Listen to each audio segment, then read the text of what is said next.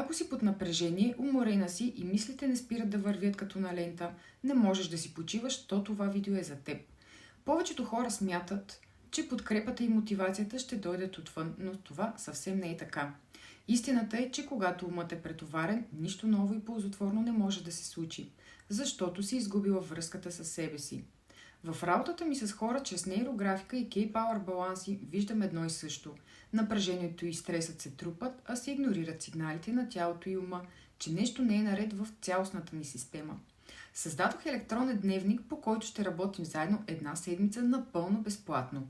Ще ви покажа за първи път как може да ви е полезен, като ви преведа само през първия раздел. Ще имате много осъзнавания и резултати.